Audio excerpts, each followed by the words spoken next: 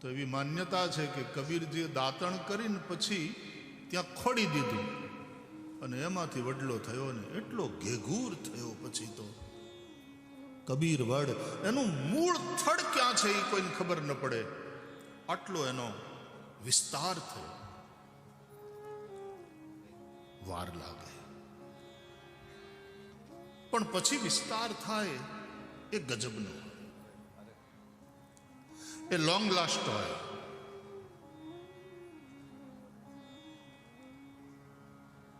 અને જેમ વડલો અને પીપળો પવિત્ર છે, પૂજનીય છે, એવી જ તુલસી પણ પૂજનીય છે. પણ તુલસી છોડ છે, वो पेड़ है और ये पौधा है. पौधे के रूप में तुलसी हमारे सनातन धर्म में बड़ी ही पवित्र, पूजनीय, महत्वपूर्ण मानी गई है. इतनी ज्यादा महत्वपूर्ण कि बिना तुलसी के पूजा नहीं होती, बिना तुलसी के भगवान कुछ स्वीकार नहीं करते. जो भी भगवान को समर्पित करो, तुलसी दल निश्चित रूप से उसमें पधराना अनिवार्य है. तुलसी के औषधीय गुण भी बहुत है. आप सब लोगों ने कई बार सुना होगा, कई रोगों में भी तुलसी बहुत फायदा करती है. रोग प्रतिकारक शक्ति को बढ़ाने में भी तुलसी का योगदान है. અમે તો નાના હતા ને પાઠશાળામાં ભણતા હતા ને ચૈતન્યભાઈ, તો અમારે ઋષિકુમારોને સવારના ચા કોફી તો મળે નહીં, અમે અમૃતપાન કરતા. એને અમૃતપાન કહેવામાં આવે પાઠશાળામાં. તમારે કરવું હોય તો તમને રેસીપી બતાવી દઉં. શરૂઆતમાં જ આજ પહેલો દિવસ જ છે. અડધું દૂધ અડધું પાણી એને ભેગા કરવા, પછી એને ઉકાળવા, એમાં થોડી ચીની, જરૂર પૂરતી સાકર નાખવાની, એમાં તુલસી નાખવાની, એમાં ફુદીનો નાખવાનો અને એના પાન બરાબર સારી માત્રામાં નાખીને પછી એને ઉકળવા દેવાનું. તમને જો ગમે તો આદુના થોડા ટુકડા નાખવા હોય તો, નહીં તો જરૂર નથી. હું નથી નાખતો.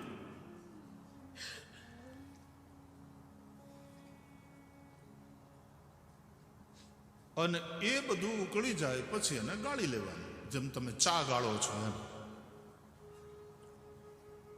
એ પીજો. એને અમે અમૃતપાન કહેતા. પછી એનું નામ પડ્યું ઉકાળો. જ્યારથી હૈયા ઉકાળા ચાલુ થયા, ઉકાળો.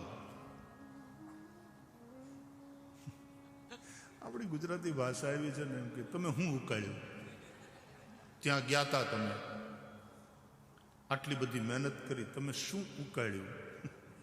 ऐसी भाषा में हमारे लोग बात करते हैं. એટલે ઉકાળો શબ્દ મને બહુ ગમતો નથી. અમૃતપાન એ બરાબર. એટલે અમે પાઠશાળામાં અમૃતપાન કરતા. હજી હું લઉં છું. આરોગ્ય માટે બહુ સારું. તો તુલસી की बड़ी महिमा. पौधा વડલાને જેટલી વાર લાગે એટલી વાર તુલસીને ઉગતા ન લાગે. પણ વડલો જેટલું ટકે એટલી તુલસી ટકે નહીં. આપણે ત્યાં તુલસીનો છોડ કરમાઈ જાય એટલે ભક્તિ માર્ગીય દુનિયામાં એના માટેનો શબ્દ પ્રયોગ છે કે તુલસી વન વયા ગયા, વન જતા. પણ એની મંજરી ખરી હોય ને ત્યાં એના, એટલે એના બીજ પડ્યા હોય, નવા નવા નવા છોડવા ઊભા થાય. મારે સાંદીપનીની ભૂમિને લીમડા, પીપળા, લીમડા, પીપળા, વડલા, બીલી અને તુલસી બહુ ફાવે. એમાં શ્રી હરિ બિરાજે છે મંદિરમાં એટલે ચારે બાજુ તુલસી ખૂબ. મહાદેવ છે એટલે બીલીના ઝાડ પણ ખૂબ. મારે કેવું છે કે વડલાને વાર લાગે, પીપળાને વાર લાગે, તુલસીને એટલી વાર ન લાગે કે તરત ઉગે, પણ એટલી જ પવિત્ર. એમાં કથા તુલસીની જેમ ઉગી છે.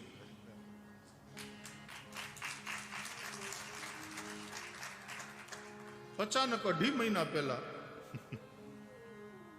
ઉગી. ગમે. હવે મારે અહીં ટોટલ નવું છે, ગમાડવું કે નહીં? મારે ગમાડવું કે તમે ગમોઈ છો છોકરાઓ, મને વાલાય છે, પણ આમ મારે ગમાડવું કે નહીં? નહીં, છે કલાકાર હે યહાં, ફ્લુટિસ્ટ બેઠે, એટલે આ વખતે હું જ આવ્યો છું ઇકલौता, અથવા તો હું જ એકલો પહોંચ્યો છું, પહોંચી શક્યો છું. ઓલા આમ હિમાડે રાહ જોવે છે, કંઈક આવશે તો આવશે, નહીં આવે તો હરી હરી. સંગીત એક કથામાં સહાયક છે, અનિવાર્ય નથી. અમારા છોકરાઓ બધા છગનભાઈના બે આમ તો સામે બેસું ત્યારે વગાડે, કંઈક સંભળાવે. ઇન્દ્રજીતભાઈ તો પલાઠી મારીને બેસી ગયા છે. હેમાબેન બેઠી છે અને ફ્લુટિસ્ટ તો બહુ સરસ સારા મજાના કલાકાર છે. એટલે જેટલું જરૂરી છે એટલો સંગીતનો ઉપયોગ કરીશ, બાકી આપણે વાતો કરીશું, આનંદ કરીશું. પણ કથા છે તુલસી. તુલસીની માથે ન ચડાય અને તુલસીને છાંયે બેહી ન ઓકે. ઠીક હે? વડલાની માથે ચડાય. અમે નાનપણમાં આપણે રમતા રમતા ચડ્યા છીએ ને, વડલા ઉપર, પીપળા ઉપર, એના ઉપર ચડી શકાય. અને બહુ તડકો હોય તો વડલાની છાયામાં, પીપળાની છાયામાં બેસાય, છાંયો મળે. પણ તુલસીની ઉપર ચડાય પણ નહીં, કારણ કે એ તો છોડ છે નાનો, અને એની છાયામાં પણ તમે કેવી રીતે બેસી શકો? પણ છતાંય તુલસી વગરનું કોઈ આંગણું ના હોય. કોઈ વૈષ્ણવનું, કોઈ સનાતની હિન્દુનું આંગણું તુલસી વગરનું ના હોય. કારણ કે તુલસી વગર પૂજા અર્ચના ભગવાન નારાયણની, ભગવાન વિષ્ણુની થઈ જ ના શકે. શાલિગ્રામ શિલા તમારા ઘરમાં હોય, ભગવાન શાલિગ્રામ બિરાજતા હોય, અને શાલિગ્રામનું બહુ મહત્વ છે. નર્મદેશ્વર મહાદેવ અને શાલિગ્રામ શિલામાં ભગવાન વિષ્ણુ, એનો નિત્ય નિવાસ છે. નર્મદાના કિનારે મળતા નર્મદેશ્વર અને ગંડકીના કિનારેથી પ્રાપ્ત શાલિગ્રામ શિલા, બંનેનું એટલું બધું મહત્વ છે કે આપણા સનાતન ધર્મશાસ્ત્ર અનુસાર એ બંનેમાં પ્રાણ પ્રતિષ્ઠાની પણ જરૂર નથી. નિત્ય નિવાસ છે નર્મદેશ્વરમાં મહાદેવનો, શાલિગ્રામ શિલામાં ભગવાન વિષ્ણુ. માત્ર આવાહન થાય અને એ બંનેના સ્પર્શ માત્રથી, સ્પર્શના અધિકારમાં પણ પાછી પાત્રતાનો વિચાર છે, પણ સ્પર્શ માત્રથી પાપનો નાશ, એવું કહેવાય. એ શાલિગ્રામ શિલાને, એટલે ભગવાન શાલિગ્રામને કોઈ દિવસ તુલસી વગર ન રખાય. આપણે ત્યાં તો આપણે તુલસી વિવાહ કરીએ છીએ ને દર વર્ષે. ગામડામાં તો તુલસી ક્યારો હોય ને ત્યાં જઈને શાલિગ્રામ શિલા એ તુલસીના ક્યારામાં મૂકી દે, પૂજા કરે. જે લોકો તુલસી વિવાહ ધામધૂમથી કરે, વિધિપૂર્વક કરે, એ તો બહુ મોટે પાયે કરે, ધામધૂમથી જાન લઈને આવે, તુલસી વિવાહ થાય. પણ તુલસી ભગવાન શાલિગ્રામની પાસે અનિવાર્ય રૂપે હોવા જોઈએ. સાંજે આપણે ભગવાનની સેવા પધરાવી હોય ઘરમાં, તો જે પુષ્પ ચડાવ્યા હોય, ફૂલની માળા હોય, ફૂલના જે શૃંગાર કર્યા હોય, એ બધા શૃંગાર વડા કરી લેવા જોઈએ. અથવા મોતીની માળા કે મુકટ કે જે કંઈ બાંસુરી ભગવાન કૃષ્ણને ધરાવી હોય એ બધું શયન કરાવવાનું ને ઠાકોરજીને, એટલે પછી વડું કરી લેવાય, શૃંગાર વડા કરી લેવાય. વડા કરી લેવાય એટલે આ ભક્તિ માર્ગીય પારિભાષિક શબ્દો છે, ઉતારી લેવાના એમ ન બોલે. અરે આપણે ત્યાં તો ગામડામાં દુકાનને વધાવી લીધી એમ કે, બંધ કરી એમ ન કે. બંધ કરવી જ તમારી દુકાન, ધંધો બંધ કરવાનો એટલે બંધ કરી દુકાન. અમે 8:30 વાગે દુકાન બંધ કરીએ એમ ન કે, 8:30 વાગે દુકાન વધાવીએ. दुकान ने વધાવવાની તો શ્રृंगार भी बढ़ा लिया जाता है. અને બધા શ્રृंगार તમે बढ़ा लो એ પછી શાલિગ્રામ ભગવાનની પાસે તો તુલસીનું એક પાન હોવું જ જોઈએ. આપણા ધર્મમાં શાલિગ્રામ શિલા અને તુલસીનો વિયોગ કરાવવો એ અપરાધ છે. રાત્રે પણ શાલિગ્રામ શિલા પાસે એક તુલસીનું પાન તો હોવું જ જોઈએ. હું શું કામ કહું છું આ બધું? કે તુલસીનું આટલું બધું મહત્વ છે. વડલો વાવવો હોય તો તમારે વિચાર કરવો પડે કે ઇનફ જગ્યા છે તમારી પાસે? 10 વર્ષ પછી વડલો વધીને જ્યાં જશે એને ફેલાવા માટેની મોકળાશ છે?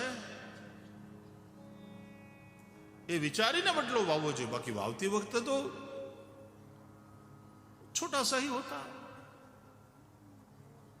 અથવા તો વડલાનું ખાલી હાંઠુકડું નાખી દો તો ઉગી જાય. પણ ભવિષ્યનો વિચાર કરીને વડલો વાવવાનો હોય. તમારા ઘરની બહાર ખાલી 5 ફૂટ જગ્યા હોય તો વાવવા માટે તો વાવી દો. પછી અમારે મુંબઈમાં ઘણા સોસાયટી વાળા નવી સોસાયટી બનાવે ને પછી બિલ્ડર બધા સાહેબો ઝાડવા વાવે, આમ જરા લીલોતરી લાગે એટલે. તો બિલ્ડિંગ હોય ને એના ખાલી 2 ફૂટથી નાળિયેરીઓ વાવી દે. વાવવામાં શું જાય છે? નાળિયેરીના એટલા નાના નાના છોડવા લઈ ખાડા કરી વાવી દીધા. ફોટા પડાવે. બધા નેતાઓ આવ્યા હોય કે કોઈ મહાનુભાવ આવ્યા હોય એને હાથે વવરાવે. પણ એ ખાડા કર્યા હોય ને ત્યારથી મને એમ થાય કે ખોટો ખાડો કર્યો. આ નાળિયેરીનું બચાડીનું 5 વર્ષ પછી શું થાય? મારી સોસાયટીમાં છે મુંબઈની, પછી 10 ફૂટ સુધી તો નાળિયેરી ઊંચી જાય. પછી કોકની બારીમાં આવે એને પોહાય નહીં, એ વળી ત્યાંથી કાપી નાખે. પછી થોડીક ઉપર જાય તો ઓલી ગેલેરી પેલા માળવાળાની એ થોડી આમ બહાર નીકળી હોય, રવેશ તો એમાં તો પ્રવેશ હોય નહીં. પછી નાળિયેરી બચાડી સમજે એને તો જાવું ક્યાં? કે આ તો સમજ્યા નહીં, હવે હું મારો રસ્તો કરું. તો એ નાળિયેરીઓ પછી રવેશને બચાવી અને બહાર નીકળે. અને એ રીતે આમ બહાર નીકળી અને એને તો વધવું જ છે, સૂર્યનો પ્રકાશ તો એને લેવાનો જ છે. પછી કુબજા જેવી લાગે, બાકી વળી ગઈ હોય, કોઈટું નીકળી ગઈ હોય. નહીં તો નાળિયેરી આમ રૂપાળી છે, સરસ લાગે. દરિયા કિનારે નાળિયેરીઓ ઊભી હોય કેવું સરસ લાગે. પણ એ નાળિયેરીને કુબજા જેવી કરી નાખી, કુબડી કરી નાખી. એનું કારણ વાવવા વાળાની અકલનો અભાવ. ક્યાં વવાય, કેટલું ડિસ્ટન્સ રાખીને વવાય. આંબા વાવવા હોય તો એ આંબાની વચ્ચે ઓછામાં ઓછું કેટલું ડિસ્ટન્સ હોવું જોઈએ. આ બધો જ વિચાર કરીને મોટા ઝાડવાને વાવવાની વાત થાય, પ્લાનિંગ થાય. આટલી જગ્યા બધાની પાસે કદાચ ન પણ હોય, પણ તુલસીનો છોડ તમે નાની જગ્યામાં પણ વાવી દો. એ તો છોડ છે ને. નાની જગ્યામાં તમારા આંગણામાં તુલસીને વાવી દો, તુલસી લાગી જાય, હસતી હોય. સવારના પરમાં ત્યાં તુલસીના ક્યારાને થોડીક સફાઈ કરી અને પછી અમારે ગામડામાં ત્યાં તો આમ રંગોળી કરે. સાંજ પડે ને તુલસી ક્યારે દીવો થાય. એટલું પવિત્ર અને પ્રસન્નતાદાયક વાતાવરણ બને. તમારે તો તુલસી બહાર તો રખાય નહીં, ટાઢ ઢીવી પડે. તુલસીને ક્યાં સ્વેટર પહેરાવવું બહાર હોય તો. એટલે મેં અહીંયા જોયું છે તમારા ઘરોમાં ઘણી વાર તમે ઘરમાં એનું કુંડું રાખી ત્યાં તુલસીને તમે ઘરની અંદર એને સાચવી લો અને એવું વાતાવરણ એને આપવાની કોશિશ કરો છો જેથી કરીને તુલસીનો છોડ બચે. કારણ અમારે ભગવાનની પૂજા કરવાની હોય. 2-4 પાન તો તુલસીના રોજ મળે. तो तुलसी का पौधा, पीपल का पेड़, वटवृक्ष सब पवित्र है. પણ આ કથા તુલસીની જેમ ઉગી છે. ઝડપથી એક જ સત્રમાં અને હાથ દીમાં પૂરું થઈ જાય. ભાગવત સપ્તાહ કહેવાય ને. આમ સપ્તાહનો ક્રમ તો શ્રી વેદવ્યાસ ભગવાન પ્રમાણે એવો છે. આ સૂર્યોદયાદારભ્ય સાર્ધત્રિપ્રહરાંતકમ, સૂર્યોદયથી લઈને રોજ 3.5 પ્રહર કથા ચાલવી જોઈએ. 3.5 પ્રહર એટલે તમને સમજાય એવી ભાષામાં 10.5 કલાક. રોજ 10.5 કલાક કથા ચાલવી જોઈએ. સૂર્યોદયથી લઈને ઇન્ડિયાનો સૂર્યોદય, ઇંગ્લેન્ડનો નહીં. અને એમાં સમરનો તો નહીં જ. કેટલા વાગે એવું છે? 4:30 સવારે અને રાતના 8:30. ક્યાં સુધી ચાલે? 10. એટલા માટે તે સૂર્યોદયથી સૂર્યાસ્ત એમ ન કીધું. સાર્ધત્રિપ્રહરાંતકમ, 3.5 પ્રહર એટલે 10.5 કલાક કથા ચાલે નિત્ય. એમાં મધ્યાહને ઘટિકાદ્વયમ, મધ્યાહન સમયે 2 ઘડી 48 મિનિટનો ગેપ, ઇન્ટરવલ. અને એમાં 2 કેળા અને અડધો ગ્લાસ દૂધ પી અને પાછું બેસી જવાનું. આગળની કથા ચાલુ થાય. એ નિયમ સાથે, એ પવિત્રતા સાથે, એ તપસ્યાની તૈયારી સાથે 7 દિવસ કથા થાય. તો પરીક્ષિતે જેમ સાંભળી એ રીતે થાય. પરીક્ષિતની પાસે તો બીજો કોઈ ઉપાય નહોતો, કારણ કે દિવસ જ એના આયુષ્યના 7 જ વધ્યા હતા. બાકી આપણા માટે તો વ્યાસજીનું જે બીજું વચન છે એ યાદ કરવાનું. હા, સુરપ સદા સેવ્યા શ્રીમદ ભાગવતી કથા, યસ્યાઃ શ્રવણ માત્રેણ હરિશ્ચિત્તમ સમાશ્રયે. સદા સેવ્યા રિપીટેડલી કહ્યું છે. સદા, ડેઈલી. અને સેવ્યા સેવન કરવા યોગ્ય છે. દવા જે દરરોજ લેવાની કીધી હોય ને એ દરરોજ લેવાય. સવાર બપોર સાંજ સેવન કરવાનું કહ્યું હોય તો એ રીતે સેવન કરાય.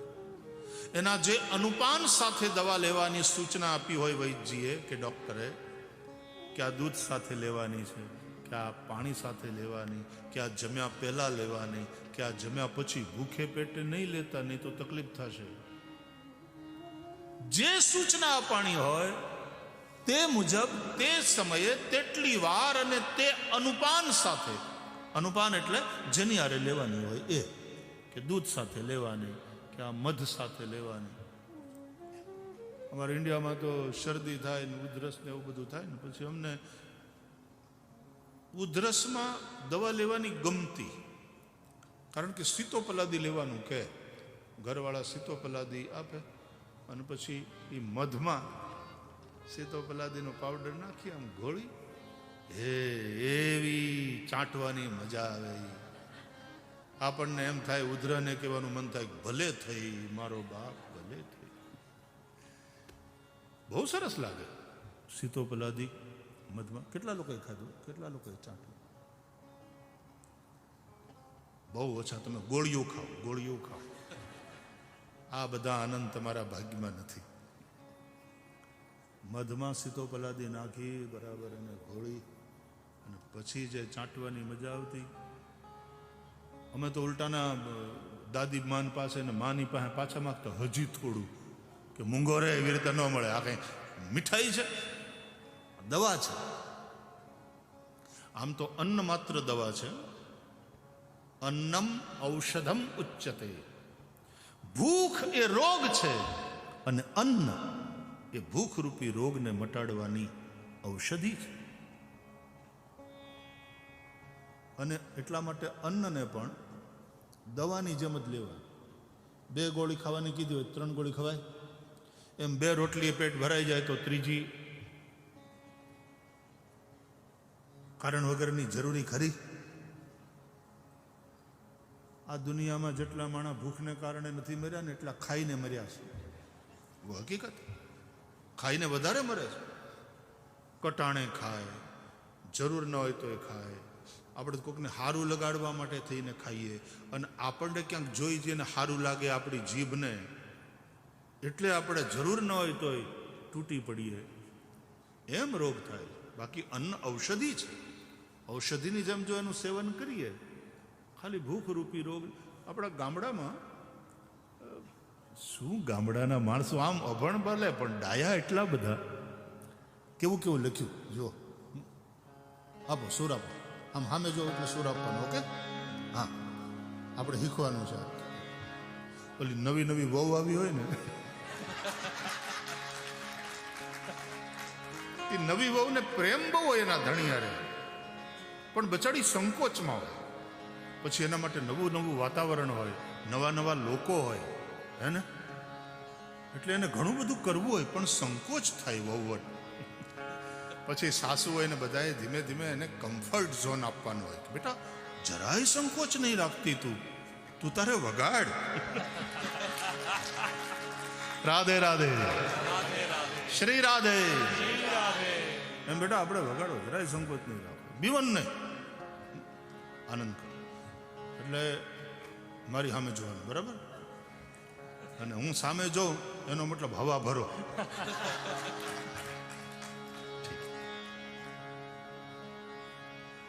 પેટ વચાળે ગુમડું. ગામડાના અભણ પણ અજ્ઞાની નહીં એવા કવિઓની વાત સાંભળો. પેટ વચાળે ગુમડું અને એનું ઓહડ અન્ન, ભૂધર કે ભર્યું હોય તો એ મોજું મારે મન. કાઠિયાવાડ એ કે ભર્યું હોય તો મોજું મારે મન. પેટ વચાળે ગુમડું એનું ઓહડ અન્ન. ઓહડ એટલે મેડિસિન. એનું ઓહડ અન્ન, ભૂધર કે ભર્યું હોય તો મોજું તમે હજી બધા જૂના બેઠા છો ને એટલે આવું બધું કહેવાય છે, બાકી હવે નવી પેઢીને આ સંભળાવશું. What is that? What is he saying? અત્યારે તો શુદ્ધ ગુજરાતી છોકરાઓને સમજાતી નથી.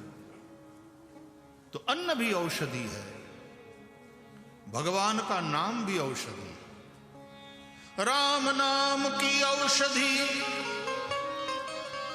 खरी रीति से खाए, खरी रीति से राम नाम की औषधि खरी रीति से खाए,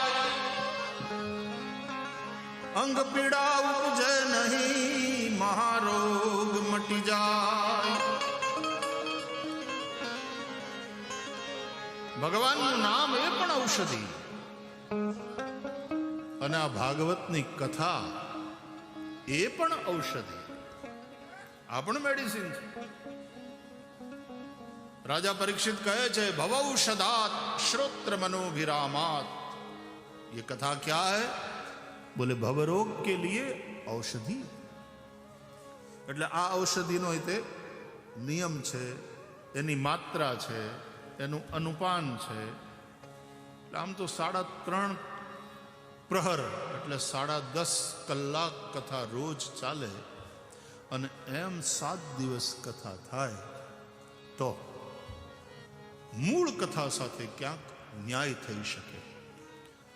આપણે 7 જ દિવસ મળીએ છીએ અને માત્ર 3.5 પ્રહર नहीं પણ 3.5 कलाक, तो उसमें जितना हरि कृपा से हम देख पाएंगे कथा को, देखने की कोशिश करेंगे.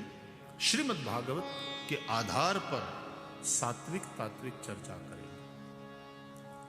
हमारा चैतन्य शंभु बैठा है यहाँ, ये पोते कथाकार है, बहुत सारा वक्ता है, અને ખાસ કરીને હિન્દુ ધર્મની વાત આવે તો પૂજની શંભુ મહારાજ યાદ આવે, એનું સ્મરણ થાય છે.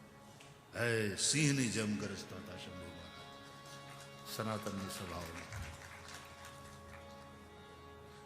એકવાર ચૈતન્યભાઈ, હું દક્ષિણ ગુજરાતમાં કથા ચાલતી હતી રામકૃષ્ણભાઈની, અને હું કોઈક જગ્યાએ કથા કરીને નીકળેલો, ને રસ્તામાં રામકૃષ્ણભાઈની કથા ચાલે અને એમાં પૂજ્ય શંભુ મહારાજ બાપજી ત્યાં પણ હાજર હતા. એટલે હું સાવ ગાડી ઊભી રખાવીને પાછળ ચૂપચાપ બેસી ગયો જઈને, કે થોડી વાર સાંભળીને પછી આગળ જઈએ. હવે આપણે ત્યાં તો પ્રેમથી આમ ભક્તિથી ચાડી ખાવાવાળા પાછા ઘણા બધા હોય ને, એ જોઈ ગયા કે નહીં આગળ આવો. અરે મેં કીધું કથામાં ડિસ્ટર્બ થાય, થોડી વાર સાંભળવું છે 15-20 મિનિટ, અને પછી અમે આગળ જઈએ. પણ ત્યાં એટલે પછી બાપજીએ જ કહ્યું કે નહીં આગળ આવો, અને પછી તો સ્ટેજ ઉપર ને પાછા બોલાવ્યા ખર્યા. એ મને આજે પ્રસંગ એ ઘટના યાદ છે કે એમને ખૂબ ભાવ હતો. જ્યારે મળવાનું બહુ ઓછું થયું, પણ જ્યારે મળ્યા ત્યારે ખૂબ આત્મીયતા સાથે મળ્યા. અને આપ તો રાજુભાઈ તો અહીંયા જ પલાઠી મારીને બેઠા છે લંડનમાં. પણ સનાતનની સેવા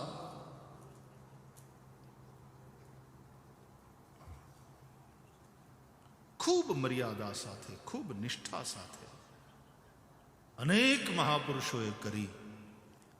હું સ્મરણ કરી લઉં બ્રહ્મલીન પૂજ્ય સત્યમિત્રાનંદ ગિરિજી મહારાજનું, પરમ ભાગવત, અમારા બધાના આદર્શ મૂર્તિ એવા પૂજ્ય કૃષ્ણશંકર દાદાજી.